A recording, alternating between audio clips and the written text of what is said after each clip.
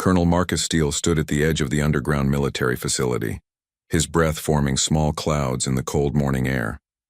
The concrete entrance descended deep into the earth, leading to one of the most classified operations in military history. He had spent 3 years working on Project Shadowfall, a secret weapons development program that could change the balance of power forever. The facility was built into the side of a mountain, hidden from satellite detection and surrounded by layers of security. Marcus had clearance level 9, one of only 12 people in the entire world who knew the full scope of what lay beneath the surface. The elevator ride down took exactly 4 minutes and 37 seconds, descending through multiple security checkpoints and blast doors. As he walked through the sterile corridors that morning, Marcus noticed something unusual. General Harrison, General Chen, and General Rodriguez were all present at the same time, which never happened. The 3 men controlled different aspects of the project and rarely worked together. General Harrison oversaw weapons development, General Chen managed intelligence operations, and General Rodriguez controlled logistics and security. Marcus had been investigating some irregularities in the project files for weeks.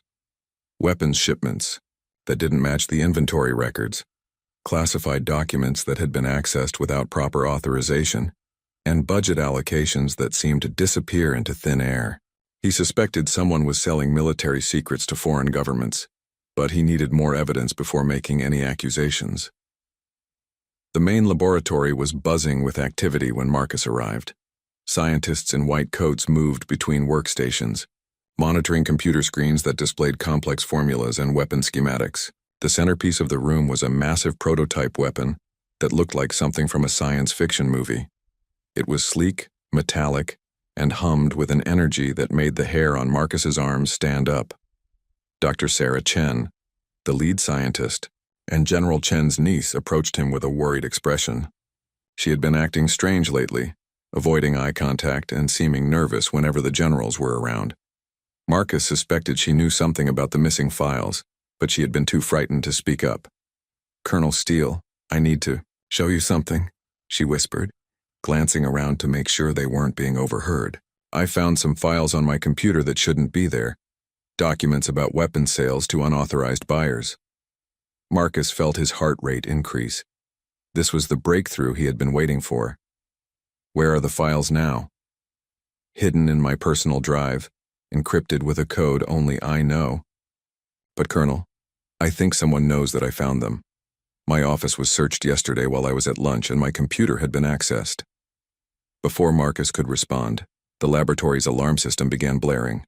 Red lights flashed throughout the facility, and a computerized voice announced that the base was entering lockdown mode. All personnel were ordered to report to designated safety zones immediately. Marcus grabbed Sarah's arm. "We need to get those files now before it's too late." They rushed toward Sarah's office, but the corridor ahead was blocked by security personnel. General Harrison appeared from around the corner, his face grim and his hand resting on his sidearm. "Colonel Steele, Dr. Chen, you need to come with me immediately. There's been a security breach, and we need to evacuate the facility." Something about the general's tone didn't sit right with Marcus. In all his years of military service, he had learned to trust his instincts, and right now they were screaming that something was very wrong. "What kind of security breach?" Marcus asked, trying to keep his voice calm. "Foreign agents have infiltrated the base. We have reason to believe they're after the prototype weapon. All personnel with level 9 clearance are being moved to a secure location until the threat is neutralized." Marcus looked at Sarah, who had gone pale. He knew that if they went with General Harrison now, they might never get another chance to retrieve the evidence. The files on Sarah's computer could expose the entire conspiracy, but they would be worthless if the generals had time to destroy them. "General, with all due respect, shouldn't we be securing the laboratory and the prototype rather than evacuating?" General Harrison's eyes narrowed. "That's not your decision to make, Colonel.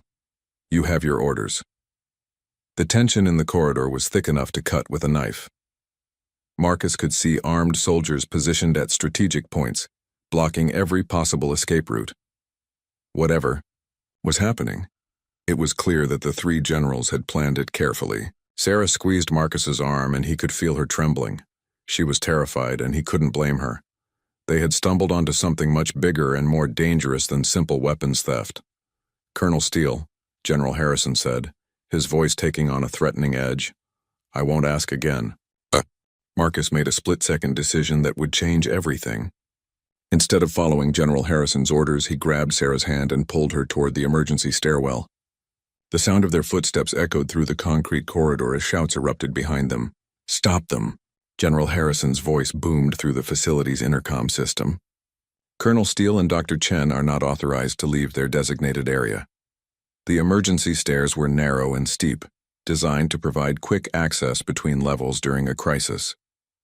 Marcus knew they only had minutes before security personnel would block all possible exits. Sarah struggled to keep up, her laboratory shoes not designed for running on metal stairs. "Where are we going?" she gasped, her voice barely audible over the sound of boots thundering down the stairs behind them. "Your office. We need those files before they destroy them." They reached the third sublevel where the research offices were located. The corridor was eerily quiet, emergency lighting casting long shadows on the walls. Marcus could hear the elevator mechanisms working overtime as security teams moved throughout the facility. Sarah's office was at the end of the hallway, past the break room and storage areas. As they approached, Marcus noticed that the door was slightly open, which was unusual since all offices were supposed to be locked during emergencies. "Stay behind me," Marcus whispered. Drawing his sidearm, he pushed the door open slowly, revealing an office that had been completely ransacked. Computer equipment was scattered across the floor, filing cabinets had been emptied, and papers were strewn everywhere. Someone had been looking for something specific, and they had been thorough about it. "My computer," Sarah said, pointing to her desk where a laptop usually sat. "It's gone." Marcus felt his heart sink. The evidence they needed had disappeared, probably destroyed by now. But Sarah surprised him by moving to a wall panel near her desk and pressing a hidden button. A small compartment opened, revealing a backup hard drive. "I always keep copies of important data," she explained. "My father taught me never to trust technology completely." The sound of heavy footsteps in the corridor told them their time was running out. Marcus grabbed the hard drive and looked around for another way out. The office had a ventilation grate near the ceiling, but it would be too small for both of them to escape through. General Chen appeared in the doorway, flanked by 2 armed soldiers. His face showed a mixture of anger and disappointment as he looked at his niece. "Sarah, you have no idea what you've gotten yourself involved in. This is much bigger than you understand." "Uncle, how could you?" Sarah's voice was filled with pain and betrayal. "You're selling weapons to terrorists, to people who want to hurt innocent civilians." General Chen stepped into the office, his hand extended. "Give me the hard drive and we can work something out. Your family, Sarah. I don't want to see you get hurt." Marcus positioned himself between Sarah and her uncle, his weapon drawn but not yet aimed. He could see the calculation in General Chen's eyes, weighing the options and consequences. "The weapons aren't going to terrorists," General Chen said calmly.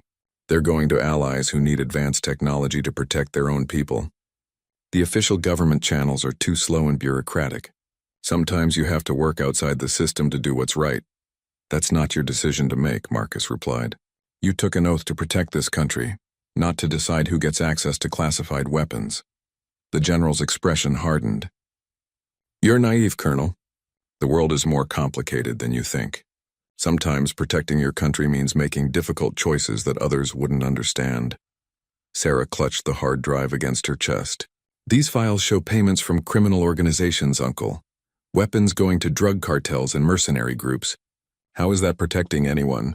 For a moment, General Chen looked genuinely surprised, as if he was learning this information for the first time. Marcus realized that the corruption might run deeper than even the general knew. "That's impossible. Our buyers are screened through intelligence channels." "Not according to the financial records," Sarah said. "Someone has been redirecting shipments after they leave the facility."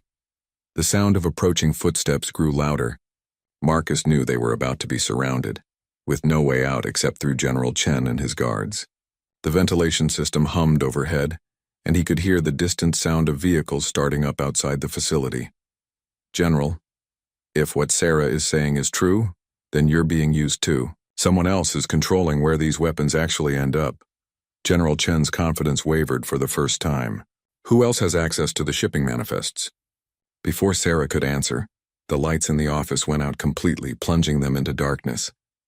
Emergency lighting kicked in a few seconds later, bathing everything in an eerie red glow. General Harrison's voice crackled over the intercom system.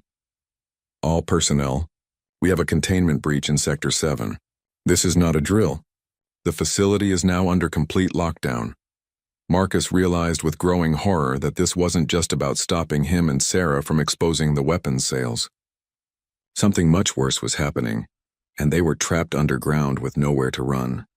The red emergency lighting cast everything in an ominous glow as Marcus tried to process what was happening. General Chen looked genuinely confused and concerned, which told Marcus that whatever was occurring wasn't part of the original plan to silence him and Sarah. "Uncle, what's happening in Sector 7? Sarah asked, her voice trembling. General Chen spoke into his radio. "Harrison, report on the containment breach." "What exactly are we dealing with?" The response was filled with static, but Marcus could make out fragments. Prototype activated, energy readings off the charts, evacuation protocols failed. Marcus felt a chill run down his spine.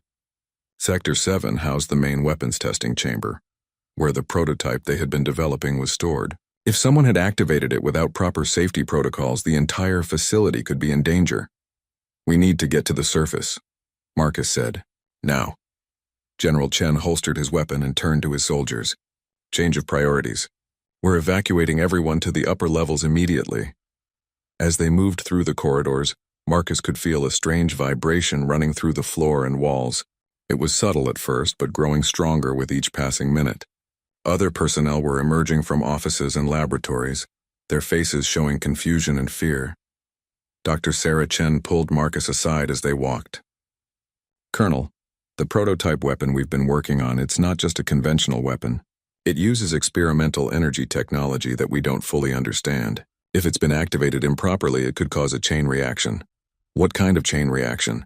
"The energy source is designed to amplify itself when activated. In controlled conditions, it can produce massive amounts of power, but if the containment systems fail, it could potentially collapse the entire mountain structure above us." Marcus felt his blood turn cold. They weren't just dealing with weapons smuggling anymore. They were potentially facing a catastrophic disaster that could kill everyone in the facility and possibly affect the surrounding area. General Rodriguez appeared from around a corner, moving quickly toward them. His uniform was disheveled, and there was a look of panic in his eyes that Marcus had never seen before. "Chen, we have a problem. The automated systems have sealed all the main exits. The blast doors are locked down and we can't override them from the control room." "What about manual overrides?" General Chen asked. "They require simultaneous activation from 3 different locations, and one of them is in Sector 7, right where the containment breach occurred." Marcus realized they were trapped. The facility's safety systems, designed to prevent unauthorized access from outside, were now keeping everyone locked inside with a potentially unstable weapon. The vibrations were getting stronger, and now they could hear a low humming sound that seemed to come from everywhere at once. Other personnel were gathering in the main corridor, looking to the generals for guidance. "How many people are still in the facility?" Marcus asked. General Rodriguez consulted his tablet. 87 personnel plus security teams. The morning shift was just starting when the lockdown began. Sarah grabbed her uncle's arm. "Uncle, there's something else about the weapon prototype. The energy readings I've been monitoring showed irregularities for the past week. Someone has been running unauthorized tests, pushing the system beyond safe parameters." "Who had access to run those tests?" "Only someone with general-level authorization codes." The 3 generals looked at each other with growing suspicion. Marcus could see the realization dawning on their faces that one of them might be responsible for the current crisis. General Harrison's voice came over the intercom again, but this time the quality was different, distorted and echoing strangely. "Attention all personnel. Do not attempt to reach Sector 7. The containment breach is spreading.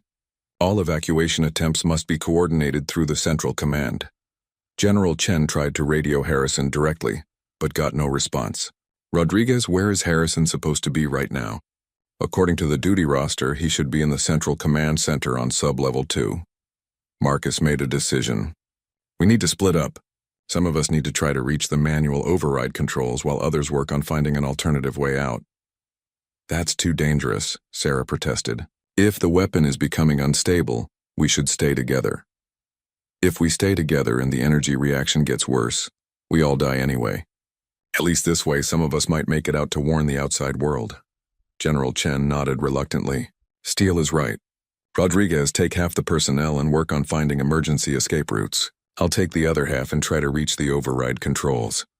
What about me? Sarah asked. Marcus looked at her seriously. You're coming with me to the Central Command Center. We need to find out what General Harrison is really doing, and you understand the weapon systems better than anyone else. As they prepared to separate, the humming sound grew louder and more intense. The lights flickered and some of the wall panels began to show hairline cracks. Whatever was happening in Sector 7 was affecting the entire structure. Dr. Sarah Chen pulled out her tablet and showed Marcus a readout of energy levels throughout the facility. Colonel, look at this. The energy isn't just contained in Sector 7 anymore. It's spreading through the building's electrical systems. Marcus studied the display with growing alarm. If the energy continued to spread at this rate, they had maybe 30 minutes before the entire facility became uninhabitable. Change of plans, he announced to the group. We don't have time for coordinated evacuation attempts. Everyone needs to reach the surface as fast as possible, using whatever routes they can find. Marcus and Sarah raced through the facility's corridors toward the Central Command Center. While behind them they could hear the sound of personnel scattering in different directions. The emergency lighting flickered constantly now, and the humming from Sector 7 had become a deep, resonant vibration that seemed to shake their bones. The path to Central Command required them to descend one more level, which felt wrong when everyone else was trying to reach the surface. But Marcus knew they needed to understand what was really happening before they could hope to escape. As they approached the command center, Sarah's tablet began displaying increasingly erratic readings. Colonel, the energy levels are spiking beyond anything I've ever seen. According to this data, the reaction should have already burned itself out, but instead it's growing stronger. What would cause that? Either the weapon is being continuously powered by an external source, or someone has modified it to sustain the reaction artificially. They reached the entrance to Central Command, a heavily reinforced door with biometric scanners.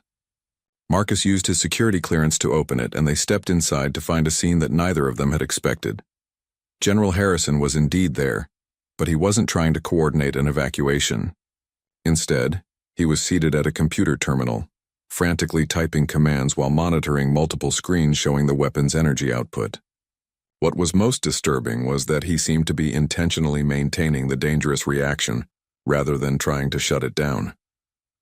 General Harrison, Marcus called out, drawing his weapon. Step away from the controls. Harrison spun around in his chair, his face showing a mixture of frustration and determination. Colonel Steele, you don't understand what's at stake here. This isn't just about the facility anymore. Then explain it to us. Why are you keeping the weapon active when it's threatening everyone in the building? Harrison gestured to his screens, which showed satellite imagery of the surrounding area. Because there are foreign military units positioned just outside our perimeter. They've been waiting for us to evacuate so they can seize the facility and capture our technology.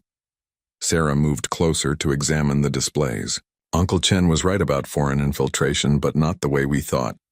They're not inside the facility, they're waiting outside. How long have you known about this? Marcus demanded. 3 days. Our intelligence network detected unusual military activity in the region, but we couldn't determine their exact intentions. Then this morning, they moved into position around all possible exit points. Marcus felt pieces of a larger puzzle clicking into place. So you activated the weapon to create a crisis that would force an evacuation, knowing the foreign units would move in to capture anyone leaving the facility. No, Harrison said emphatically. The weapon activation was accidental. Someone tampered with the control systems during the night shift. But when I realized what was happening, I saw an opportunity to use the crisis to our advantage. By keeping everyone trapped underground while you figure out how to deal with the foreign military presence. By making them think the facility is too dangerous to approach. If they believe the weapon has gone critical and could explode at any moment, they'll maintain their distance until our backup arrives. Sarah checked her tablet again, her face growing pale. General, the energy levels are approaching critical mass for real now. This isn't a controlled demonstration anymore. If the reaction continues to intensify, it will cause a genuine explosion. Harrison looked at his screens with growing concern. That shouldn't be possible. The safety systems should have automatically shut down the reaction before it reached dangerous levels. Unless someone disabled the safety systems, Marcus said grimly. The three of them worked frantically to access the weapon's control interface, but every attempt to reduce power levels was met with system errors and access denials. It became clear that someone with extensive knowledge of the facility's systems had sabotaged the safety protocols. General, who else has the technical knowledge and security clearance to modify these systems? Sarah asked. Harrison's expression darkened. Dr. Elena Vasquez, our senior systems engineer. She's been working on this project longer than anyone else, and she has administrative access to all weapon systems. Where is Dr. Vasquez now? According to the personnel logs, she's in Sector 7, attempting to manually override the weapon controls. Marcus felt a chill of realization. Or she's there to ensure that no one else can shut it down. Sarah, is there any way to override the system from here? Sarah was already working at a secondary terminal, her fingers flying across the keyboard. I'm trying to access the backup control systems, but they're protected by multiple layers of security. The facility shook violently, causing books and equipment to fall from shelves throughout the command center. The lights went out completely for several seconds before the emergency power kicked in. How much time do we have? Marcus asked. Harrison consulted his instruments. If the energy levels continue to increase at this rate, we're looking at catastrophic failure in approximately 15 minutes. What happens then? The explosion would level everything within a 5-mile radius and create a crater deep enough to damage the underground water table. The environmental impact would last for decades. Marcus made a quick calculation. Even if they could escape the facility immediately, they wouldn't be able to get far enough away to avoid the blast. And there were still dozens of personnel trapped underground who had no idea how little time they had left. Sarah, can you continue working on overriding the system? I'm going to try to reach Dr. Vasquez in Sector 7. That's suicide, Harrison protested. The radiation levels near the weapon are already lethal. Then we need to find another way to stop this reaction, or everyone in this facility dies along with anyone unlucky enough to be in the surrounding area. Sarah looked up from her terminal with a glimmer of hope. Colonel, I think I found something. There's an emergency shutdown protocol that bypasses all the normal safety systems, but it requires simultaneous input from 3 different terminals located throughout the facility. Where are the other terminals? One is here in Central Command. Another is in Dr. Vasquez's laboratory on Sublevel 4, and the third is in the weapons storage vault on Sublevel 5. Marcus realized they would have to split up again, with each person racing against time to reach their assigned terminal, while the facility literally shook apart around them. Time was running out as Marcus, Sarah, and General Harrison prepared to execute their desperate plan. The facility continued to shake violently, and cracks were now visible in the concrete walls of the command center. They had approximately 10 minutes before the weapon's energy reaction would reach the point of no return. Remember, we need to input the shutdown code simultaneously, Sarah explained, handing each of them a piece of paper with a complex sequence of numbers and letters. The system will only accept the commands if all 3 terminals receive their codes within 30 seconds of each other. Marcus studied his assigned route to the weapons storage vault on Sublevel 5. It was the deepest point in the facility and closest to Sector 7, where the dangerous reaction was taking place. He would face the highest radiation levels and the most unstable structural conditions. How will we coordinate the timing without communications? Harrison asked, noting that their radios had been experiencing interference since the weapon activation. Sarah pulled out 3 identical digital watches from the emergency equipment locker. We'll synchronize these and execute the shutdown at exactly 1400 hours, 8 minutes from now. That should give everyone enough time to reach their terminals. As they prepared to separate, Marcus grabbed Sarah's arm. If something happens to me down there, make sure someone gets that hard drive with the weapons smuggling evidence to the proper authorities. People need to know what was really happening in this facility.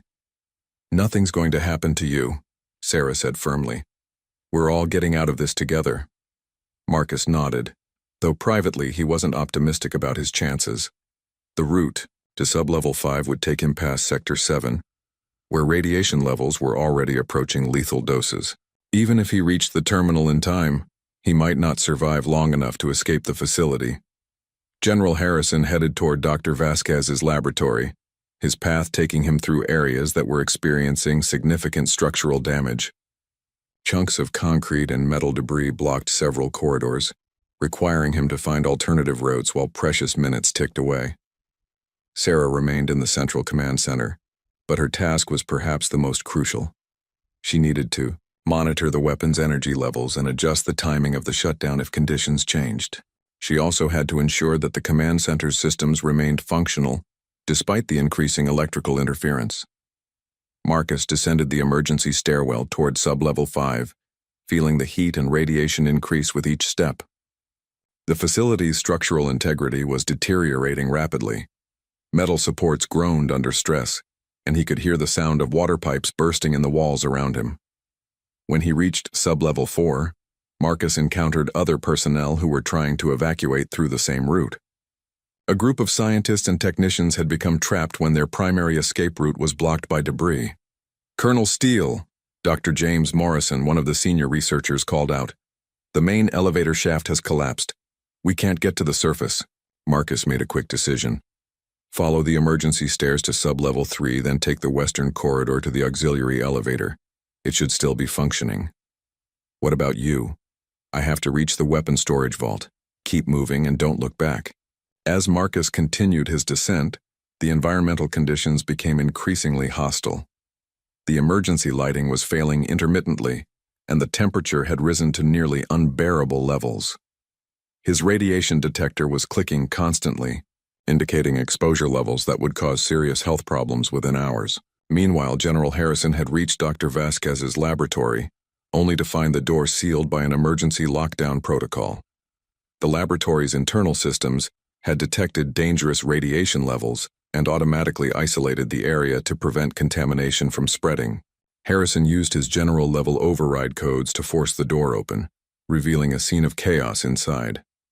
Equipment was scattered across the floor, computers had been smashed, and there was no sign of Dr. Vasquez. However, the terminal he needed was still functional, though partially damaged. Back in the command center, Sarah watched the energy readings with growing alarm. The weapon's output was increasing faster than their calculations had predicted. Instead of having 10 minutes to execute the shutdown, they might only have 5 or 6 minutes before reaching critical mass. She tried to radio Marcus and Harrison to warn them about the accelerated timeline, but the electrical interference was too severe for clear communication. All she could do was hope they would reach their terminals in time for the original shutdown sequence. Marcus finally reached sub-level 5 and located the weapon storage vault. The massive reinforced door required both his security clearance and a biometric scan to open. As the heavy door swung open, he was hit by a wave of heat and radiation that made his detector scream with warnings. Inside the vault, emergency systems had activated to contain the spreading energy reaction. Robotic arms were attempting to move sensitive materials to shielded storage areas, while automated fire suppression systems worked to prevent secondary explosions. The terminal Marcus needed was located in the center of the vault, surrounded by the most dangerous storage units. He would have to expose himself to lethal radiation levels for several minutes while inputting the shutdown codes. As he approached the terminal, Marcus noticed that Dr. Vasquez was indeed in the vault, but she was unconscious on the floor near one of the storage units.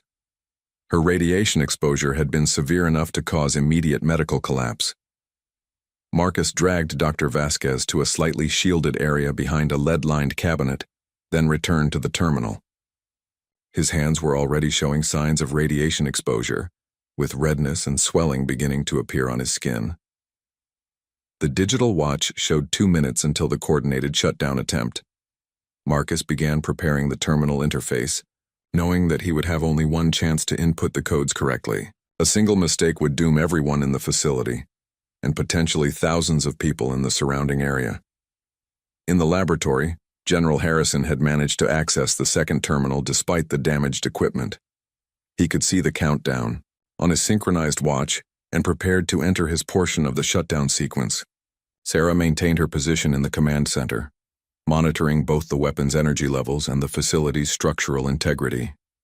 Warning lights flashed throughout the room as multiple systems reported critical failures. With 30 seconds remaining, all three prepared to simultaneously input their shutdown codes. knowing that their coordination would determine whether the facility would be destroyed in a catastrophic explosion or whether the crisis could be contained. The final countdown began as Marcus stood in the weapons storage vault, his body racked with pain from radiation exposure. His vision was starting to blur, but he forced himself to focus on the terminal display. 10 seconds remained until the coordinated shutdown attempt. In Dr. Vasquez's laboratory, General Harrison gripped his terminal interface with trembling hands. The structural damage around him was severe, with ceiling panels hanging precariously overhead and electrical sparks shooting from damaged conduits. Sarah remained in the command center, watching 3 different countdown timers on her screens. One showed the synchronized shutdown sequence, another displayed the weapon's energy levels approaching critical mass, and the third tracked the facility's structural integrity as it deteriorated by the second. 5, 4, 3, 2, 1. Execute, Sarah announced over the intercom, hoping her voice would reach the others despite the interference. All 3 terminals received their shutdown codes simultaneously. For a moment, nothing seemed to happen. The weapon's energy output continued to climb, and the facility kept shaking with increasing violence. Then gradually, the energy readings began to decrease. The humming sound that had been growing louder throughout the crisis started to fade. The emergency light stopped flickering and began to shine steadily. "It's working," Sarah whispered, hardly daring to believe it. Marcus collapsed next to Dr. Vasquez in the storage vault, his strength finally giving out from the radiation exposure, but he could see on the terminal display that the weapon's energy levels were dropping toward safe parameters. General Harrison emerged from the damaged laboratory and began making his way toward the command center. Along the route, he encountered groups of personnel who had been trapped in various parts of the facility. The emergency blast doors were beginning to open automatically as the crisis protocols were deactivated. Sarah coordinated the evacuation efforts from the command center, directing everyone toward the main exits that were now accessible.